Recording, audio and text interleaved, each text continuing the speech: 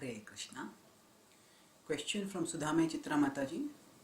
Can concepts from material science be applied to the spiritual world? It said that in Vrindavan and in Nidhuvan, the trees after reaching a particular height grow downwards, or that in Jagannath Puri the laws of nature don't apply.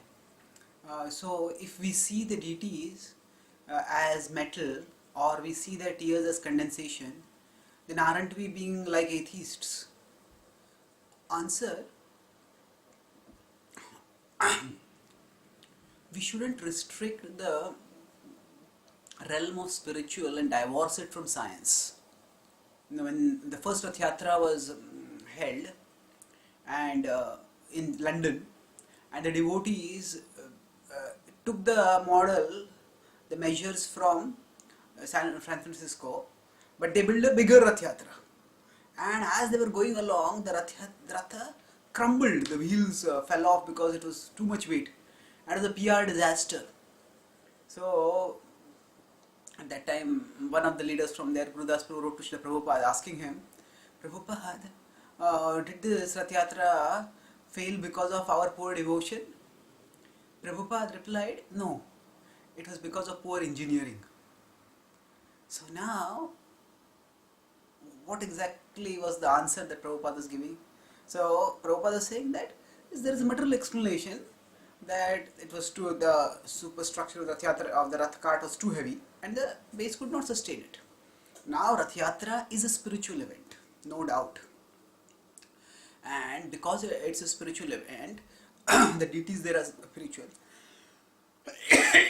And we can experience spiritual emotions over there. But the spiritual is in addition to the material. It is not in substitution of the material. Some other examples. If we go directly to Jagannath Puri itself, when the Navakalevar festival happens, when the deities are given a new body, the Kalevar new body. So at that time, the pujaris actually go and search for a very specific tree with very specific markings, and which indicate the appropriateness of that tree to become the medium where Jagannath manifests his form. So now, if the deity is not material, then why bother about having a specific material?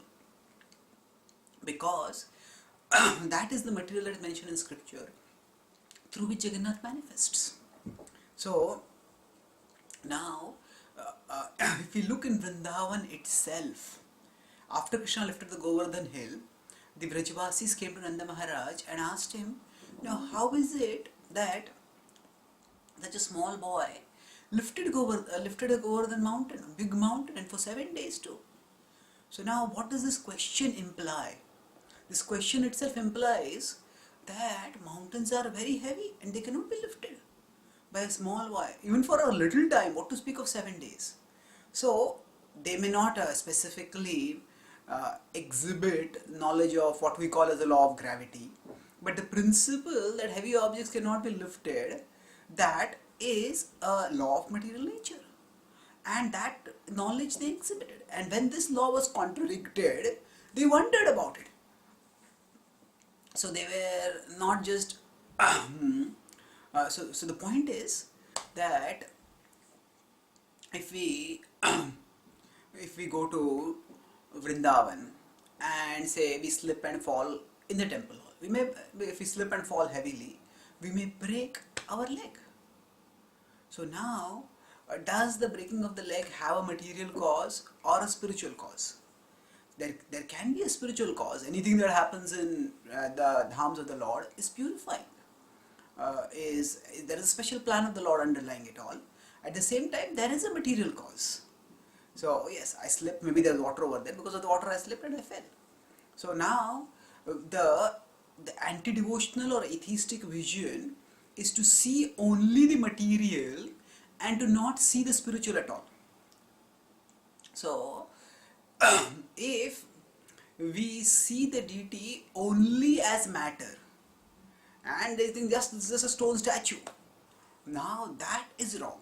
That is completely wrong, because the deity is not stone. Deity is maybe made of stone, maybe made of metal, but it is actually, once the Pran Pratishtha is done and once Krishna's presence is invoked, then the deity becomes Krishna.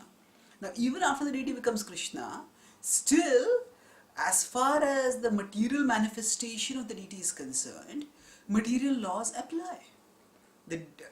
How do material laws apply? That's why if a deity is exposed to the elements, and the deity is exposed to the rains, then if the deity is made of, say, some earthen element, then the deity may erode away. So similarly, if the deity, because of the pujari's carelessness, falls, some deity parts may break. So now for the omnipotent Krishna, nothing can happen. That is how we see the manifestation of the divine in matter obeys material laws. Why? Krishna doesn't have to obey material laws. Krishna is independent, and Krishna can transcend material laws whenever he wants. But the manifestation of the deity is not to demonstrate Krishna's omnipotence. The manifestation of Krishna as the deity is to give us an opportunity to render devotional service. So that's why we see sometimes Mlechas would desecrate the deities. Now if Krishna is omnipotent, how come Mlechas desecrate the omnipotent Lord? Because Krishna, when he manifests as the deity, he allows the atheists to continue their atheism by making them imagine this is just stone. He does not. Every manifestation of the Lord has a particular purpose. So the deity's manifestation is to demonstrate not to demonstrate Krishna's omnipotence, but to give us an opportunity to serve. So it is the devotee's responsibility to take care of the deity and to carefully handle, so that the deity is not exposed to the elements, so the deity doesn't slip or fall, or nobody comes and desecrates the deity. These are ways in which Krishna allows us the opportunity to serve him. So now the devotees are conscious of the material manifestation of the deity, and they act accordingly.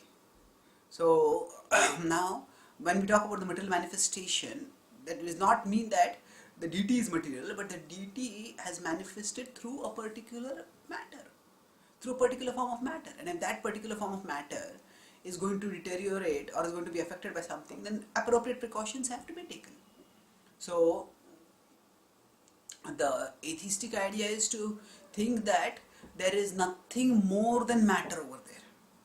But to think that there is no matter over there is not just naive, but it can be devotionally deleterious. If a devotee thinks that the deity is not material, so whatever happens, nothing will happen to the deity.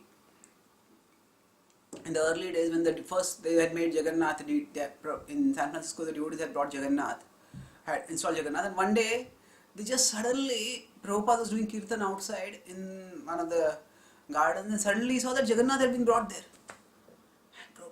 And Jagannath was exposed to the elements in the garden. And Prabhupada was annoyed. He said, "Why did you bring Jagannath?" He said, "Jagannath likes kirtan, so we thought he will also enjoy the kirtans." Prabhupada told him that it is only during special festivals, by special processions, that the Lord can be brought out of the temple. So Prabhupada offered obeisances and sought forgiveness from Jagannath. And of course, when the kirtan was over, Prabhupada let the kirtan go on. So the point is that we have to understand that whenever there is any manifestation of the divine in this world, that manifestation is transcendental. But when that manifestation happens in this world, then we have to be conscious of the material side of the manifestation, if that is what is required for our service. So that is what is required for our service. We have to be conscious of that. It's not that we are oblivious of that, but the mistake is to be conscious only of that.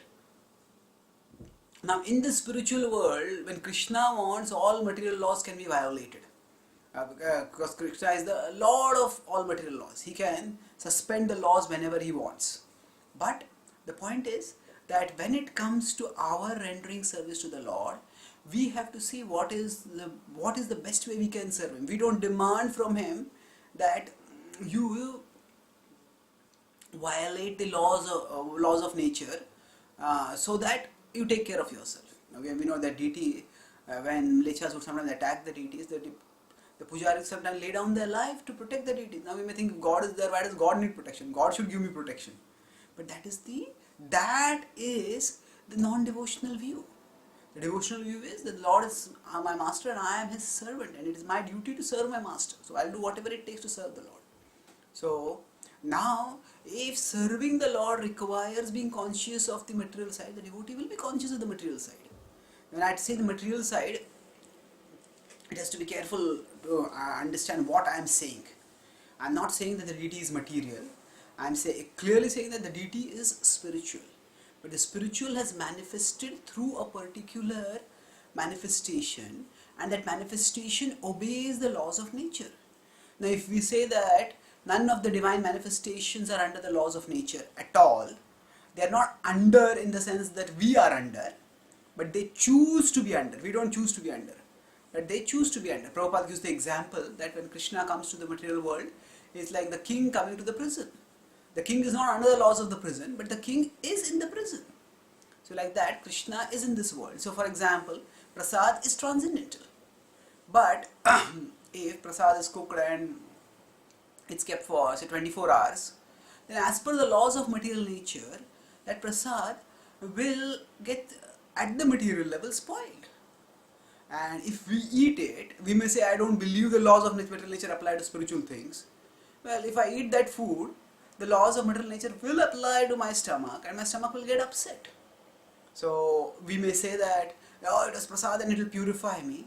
Yes, but there are other more conducive ways to purify ourselves. We don't have to take prasad, which is spoiled at the material level. We can offer our obeisance to that prasad and then respectfully take some other prasad to eat if it has been spoiled. So the point is that neglect of the material laws entirely can be hazardous. So it can be, so that means there are two extremes. One is to skeptically reduce everything spiritual to the material. And the other is to deny that there is anything material within the spiritual. So now here we have to look at, this is again a complex issue, and we have to understand what do we mean by the material and the spiritual. So we can say the spiritual master is spiritual. That definitely the spiritual master is spiritual. At the same time, the spiritual master's body needs medicines sometimes. When it is sick, the spiritual master's body can also become sick. So there is spiritual in constitution and there is spiritual in application. Spiritual in constitution means that which is made of spirit, that which is made of Satchitananda. And spiritual in application means that which is used for spiritual purposes. So that which is spiritual in constitution is eternally spiritual. It is Satchitananda. That is Satchitananda. So Atma is Satchitananda. Krishna's is Vigraha is Satchitananda. So that is spiritual in constitution. Now, when we consider the divine, when divine manifests within this world, in whatever manifestation, whatever it may be, so that is spiritual in application. So spiritual in application means that just like we can say that when say we are I'm speaking in front of a particular camera. This camera is being used for spiritual purposes, so we could say the camera is spiritual. But the camera is not made of Satchitananda. Camera is made of material substances. So it is being used for spiritual purposes. So if something is spiritual in constitution, then the laws of material science and material nature don't apply at all. So in the spiritual world, Krishna is completely free to do whatever he wants, and there everything is indestructible. So that's the spiritual world, which is Satchitananda.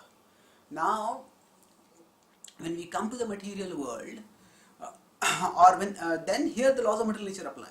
Now, when the spiritual manifests in the material, then what happens at that time? At that time, we have to be very careful, very respectful.